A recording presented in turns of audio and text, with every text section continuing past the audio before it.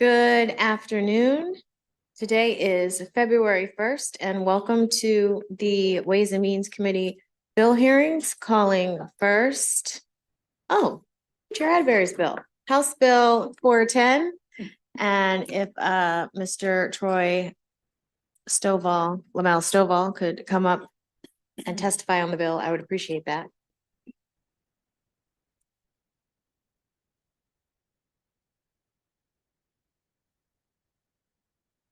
There we go. Good afternoon, Troy Lamel Stovall, the CEO of TEDCO. Madam Chair, Madam Vice Chair, thank you, and all committee members, thank you again for having us here. I think that's a great place to start because thanks again for the work that this committee did, particularly your chairperson, in terms of getting our Ecotech Growth Fund bill passed last year. Just to remind you, that Ecotech Growth Fund bill was set up so that we in Maryland could begin to really invest in our infrastructure, both in terms of the places and the people required to accelerate our growth in our tech-enabled jobs. Bill came out last year with this current fiscal year with $3 million, and it's starting in fiscal 25, $5 million for the next 9 years. What this alteration is requesting is that in the first year, there was clarity that we could use some of the monies to help stand this program up at TEDCO, the administrative setup of TEDCO. In the future years, that wasn't as clear. And so we're asking for that clarity so that we have obviously the capacity to continue to support this very important bill, which is very much a part of our larger growth efforts to accelerate job growth and overall growth for the state of Maryland. That's my testimony, Madam. Thank you. Are there any questions from the committee? Seeing none, thank you very much. That concludes the hearing on House Bill 410. House Bill 174 and Director Michael Higgs. Yep, come on up. And Kevin Canale, do you want to come up too? And whenever you're ready, Mr. Director.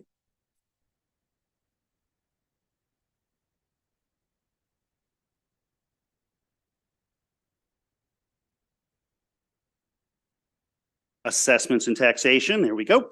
House Bill 174 would establish a $100 filing fee for high-value commercial properties to appeal a property tax assessment to the Maryland Tax Court. In most neighboring jurisdictions, all properties, regardless of their assessed value, are subject to some sort of filing fee imposed by either their local court, circuit court or state tax court when a real property assessment is appealed. Maryland is unique among its neighboring jurisdictions in that it does not charge a fee for property assessment appeals to the tax court under any circumstances at present. As a result, both the department's assessors and the Maryland tax court spend a disproportionate amount of resources responding to often baseless appeals that are automatically filed by high-value commercial properties every single assessment cycle. House Bill 174 would help offset the cost of responding to property assessment appeals by establishing a $100 filing fee made payable to the Maryland Tax Court. This bill limits the fee to be paid only by revenue-generating properties assessed at a value of $5 million or greater to capture only those properties that take up the majority of the department's resources without burdening the average commercial property owner. The department has also offered an amendment to ensure that petitioners only pay the fee when they appeal their own property to the Maryland Tax Court and would not pay the fee in circumstances where the department or another government entity files the appeal. I'll also note that this is the third level of appeal available to Maryland property owners after the county level appeal and the PTAB appeal. Accordingly, the department respectfully requests a favorable report on House Bill 174. Good afternoon, Madam Chair and members of the committee. Kevin Canale here on behalf of the Maryland Association of Counties in support of House Bill 174. I think Director Higgs did a really nice job laying out his testimony and why this bill is important. You do have my written testimony. I will say the committee passed a bill similar to this last year. This bill is even more watered down and more tailored. So these are very, very high income producing properties, very, very technical in terms of going through these appeals. And again, these are automatically appealed. Even if there is no basis and they know it's baseless, they figure they can bully SDAT enough to get a lower assessment, quite frankly. So really good bill, really tailored bill. It promotes equity, fairness for all taxpayers. And so again, this is a nominal fee. It's the third bite at the apple. So this is your third appeal. And this is a little bit of skin in the game if folks want to just appeal these giant, very complicated assessments. So with that, we'd ask for a favorable report, and I'm happy to take any questions. Thank you, Delegate Griffith, then Delegate Hartman.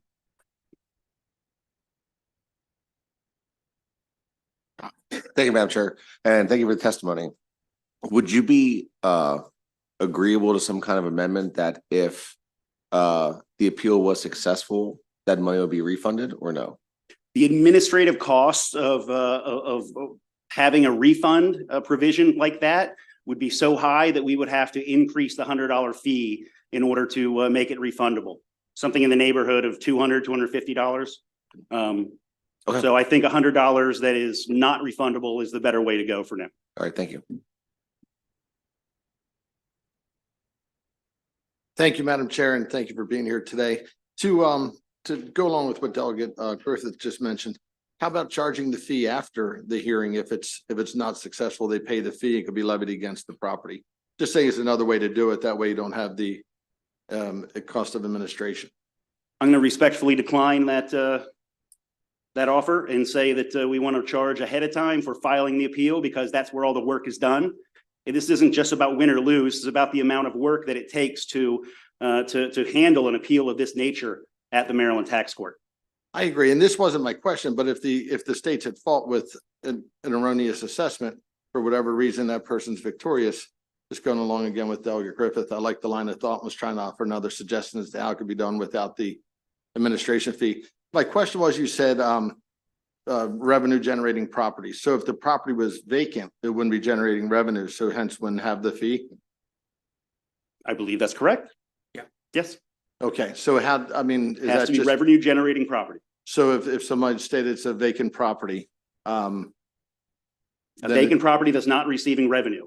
There are vacant properties with leases on them that are receiving revenue, just haven't done anything with them yet. so vacant and not receiving revenue, Not then receiving revenue. So it's that revenue could- generating that could be appealed without. and a fee. valued at $5 million. Very good, thank you. Delegate Feldmark. Chair. I was wondering, you spoke about the administrative cost associated with issuing a refund. And I'm just wondering how $100 relates to the administrative cost of preparing for this appeal. We were trying to come up with something so that they could have some skin in the game, but not so much so as to dissuade people with legitimate concerns from filing an appeal. Oftentimes people are filing these automatic appeals and they're no showing or scheduling, they're trying to reschedule time and time again. So it's a way to try to handle those situations a little better. Okay, thank you. Delegate Fair. Thank you, Director Higgs, for bringing this bill back forward. And just to clarify, what the heart of what you're trying to get at here, I own 200 convenience stores throughout the state of Maryland, each income producing and over $5 million in value. And every single year, despite whether or not it's my 3-year property assessment or not, I can simply appeal this and force SSTAT to exert an enormous amount of resources towards fighting that issue when it hits the Maryland tax court level. Is that a fair? Essentially, yes. Explanation? Okay, thank you. I think what he was trying to say was Delegate Fair. That's a fair explanation. Delegate Attar. Thank you, Madam Chair, and thank you, Director. Do you have any data, any numbers you can provide us as to how many people actually prevail, like from last year or the year before? I can get you the numbers on how many people or how many of these appeals actually resulted in an assessment. I can say that over the last 3 years, we've had about 1,400 appeals to the tax court.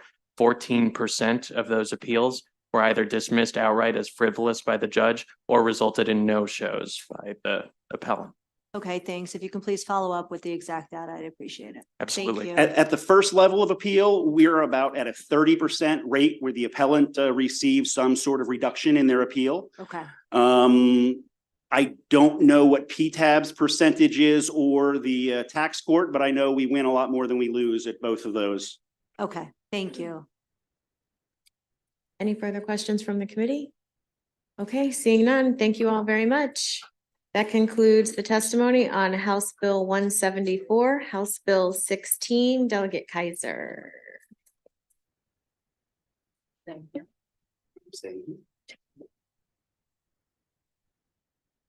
Thank you, Madam Chair, and thank you to members of the committee. It's my pleasure to be here today before House Bill 16, Tax Sales Homeowner Protection Program Funding. Glad to have Director Higgs with me, and glad to see you're staying up here. That was the longest testimony I've ever heard you give on the last one before. Usually it's 10 seconds. I want to thank the committee for creating the Homeowner Protection Program back in 2021. And I know that you had a recent briefing on the program. And as per the fiscal note from then, the program was created to divert vulnerable homeowners from the private tax lien sale process to minimize costs for homeowners, help them pay their taxes, and most importantly, to allow them to remain in their homes.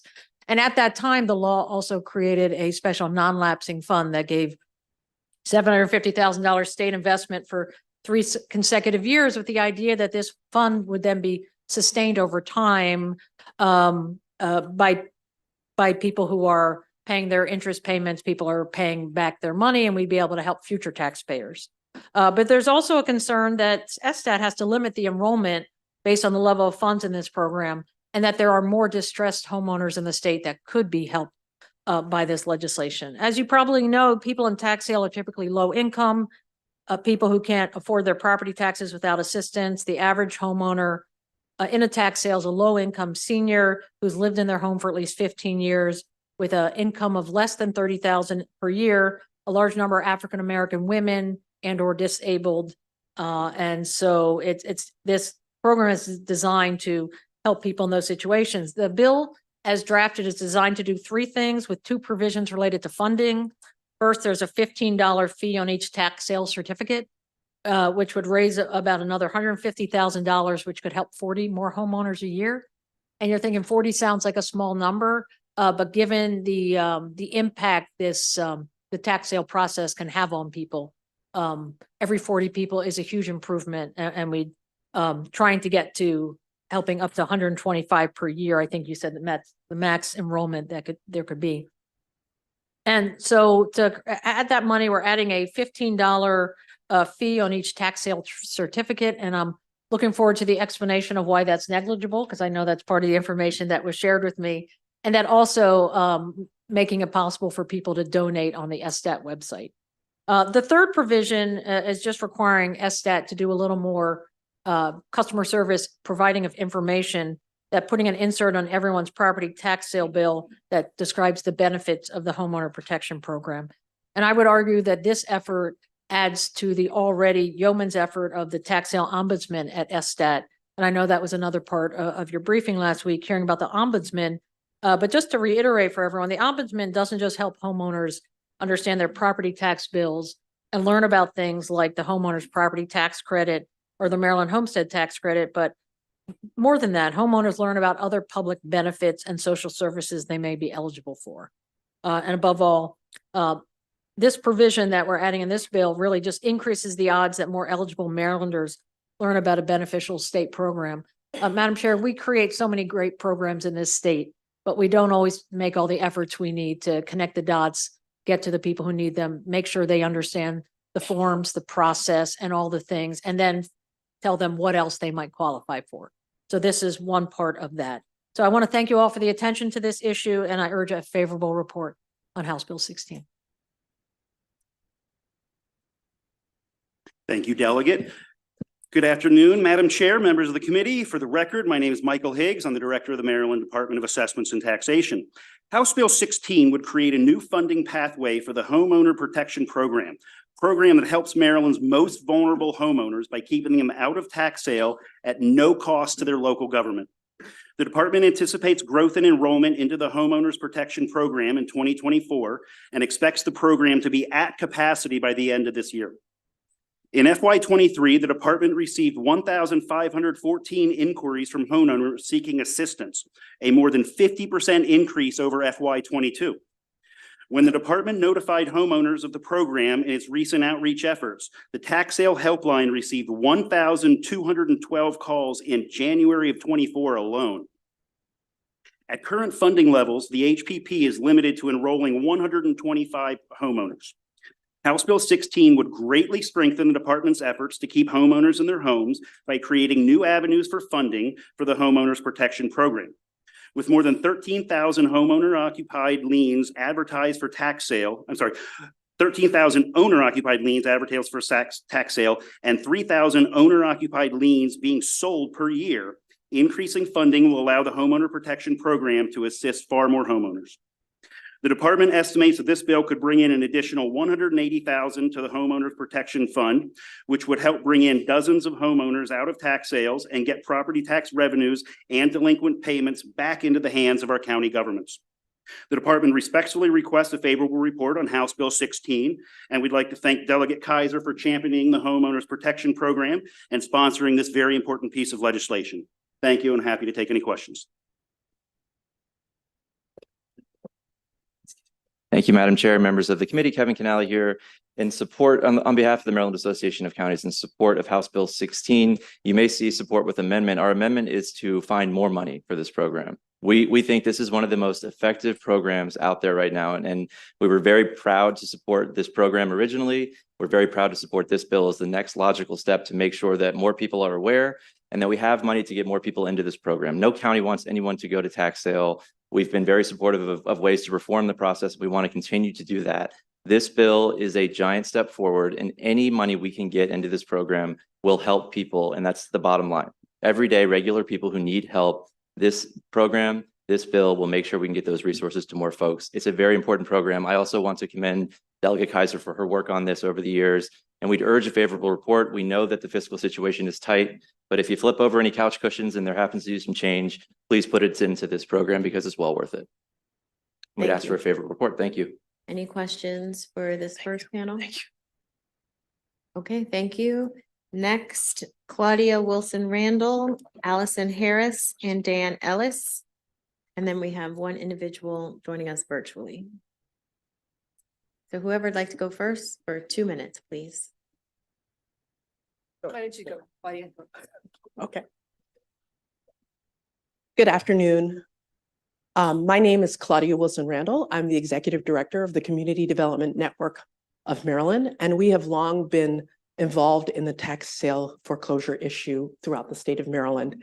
And I want to thank Delegate Kaiser and the Department of SSTAT for their work on this issue.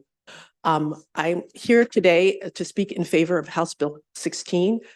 Any action that we take to get more people out of tax sale is a really important step for Maryland to preserve the housing that older adults are in. We are in a crisis of affordable housing. So if older adults lose their homes to tax sale, there's very few places for them to go. There's not places in the market. There's not places with family members. There's just very little inventory across the state. So action put towards outreach and towards helping more people stay in the home they have is critical. And it's critical in all parts of the state, whether they be urban, suburban, or rural. And with that, I thank you for your time, and I'll turn it over to my colleagues. Good afternoon. I'm Allison Harris. I'm Director of the Home Preservation Project at the Pro Bono Resource Center of Maryland.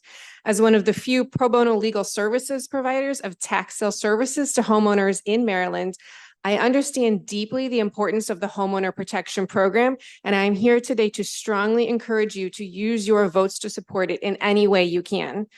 Homeowners who call me after they receive a notice that their taxes are delinquent or that their lien was sold at a tax sale auction almost inevitably are confused. They don't fully understand what tax sale is, what the auction is, or what it means for their property taxes, and definitely not how to resolve their situation. Usually they've had a death of a spouse or a serious medical crisis that led them to this point of the delinquency after years of on-time payments. Most homeowners we encounter do try to pull together the funds to pay or redeem, either through family help or through eligibility for a financial assistance program, but they often delay or fail to complete the redemption process in a timely manner because they don't have the critical information about deadlines, additional resources, or processes to redeem.